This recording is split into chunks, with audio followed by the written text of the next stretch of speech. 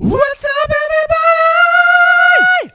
This is Dark Macek with Brutally Delicious, coming at you with a review of Battleborn's brand new debut album, Blood, Fire, Magic, and Steel. So, obviously, this is their debut album, so I have never heard anything about this band. I'll share a nice little tidbit.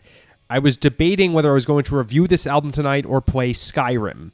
And when I decided to review the album, I looked up the band on Metal Archives, and it looks like their main lyrical theme is the Elder Scrolls. What a sign. I mean, Battleborn is a family name in one of the key towns in Skyrim, so I should have been tipped off, but it also just sounds like a nice generic power metal band name. So, sonically, this album sounds amazing. Like, you would never have guessed this was a debut. I'm reminded in this regard of the first Evertale album from, 7 years ago or something, and also the first Fellowship album.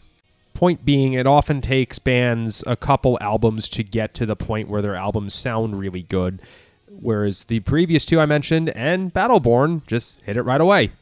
Musically, I'll get to the songs in a second. You know, it's power metal, and it's fucking great power metal at that. Some Beast in Black, some Bloodbound, some Glory Hammer, although not as silly. Well, let's get into some songs. Windcaller. Great opener, amazingly good drum production, and great production all around. I'm already really excited before this track is over. My first thought here, and I already sort of alluded to this, was, is this the best power metal debut since Fellowship? That was last year.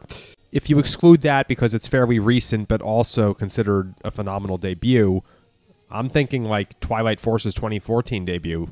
Something I want to say about the vocals. They're great, but they're appropriate. Just about all power metal vocalists are immensely talented, but a lot of them take it to a point where it's just cheesier than Wisconsin. Basically, the vocals serve the song, and that does call for a degree of acrobatics and showing off, but it's not the only thing present. Moving on. Dragonheart, I think this was one of the singles. It's a bit poppier and it's mid-tempo. It sounds like a keyboard-heavier Bloodbound, but I honestly like this more. On to Power Force. The chorus sounds like a more serious Glory Hammer. This is a good track, and they bring in what is my favorite power metal parlor trick, the double bass drumming exclusively for the last chorus. This recently occurred on Dragonborn by Twilight Force.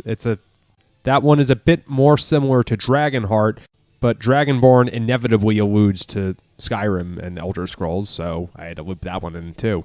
The Endless Grey. This song was an absolutely beautiful ballad. There's a teeny tiny callback to Beyond the Realms of Death by Judas Priest, but it's definitely not in rip-off territory. It's a great track with great vocal layering, like Queen or Blind Guardian style. I've started doing this, and it's going to come up a lot with this album. The chorus of this song has the Africa chords, meaning Africa by Toto. It's a very overused chord progression, but it's overused for a reason. Firestorm. More Africa chords in the chorus, but this time with double bass drumming, so it hits a little differently.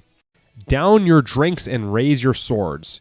I could tell immediately this is going to be a great drinking song, although this is actually more of just a typical anthem than what I would think of as a typical drinking song. And you guessed it, Africa chords in the chorus. Ride North for Winterhold. This is a great power metal burner. Really fun, really energetic, makes you want to grab a sword and save the world. And a great chorus with Africa chords. Killer key change towards the end, though. Last but not least, Sky Guard You. Let me start off by saying I don't think there are Africa chords in here, so that'll cap it at 4 for the album. This is the best album closer I've heard in a while. I'm going to take a lot of flack for this, but I think this is a far better album closer than The Last Crystal Bearer on the most recent Twilight Force.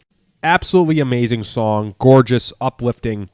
It reminds me of, I think it's the last song of Majestica's A Christmas Carol. Now that song, it's called A Christmas Has Come. It's about, Ebenezer Scrooge waking up, realizing he's not going to hell and deciding to change his life. Now, Sky Guard You is not a Christmas song, so it's not as traditionally optimistic or uplifting, but I would say it moved me just as much. For reference, there were a couple other tracks I wanted to talk about, but I excised them because I was just running into too many. This album is already a contender for Album of the Year. The only thing that's standing close is the most recent Twilight Force. Absolutely a wonderfully propitious debut. I don't know where this band is from. Okay, I just checked. They're from the UK. So it's not hopeless that they will get to tour. I didn't think anything would get me more excited than John Oliva talking about the new Savatage, but this album just took over. Wow. Rock on.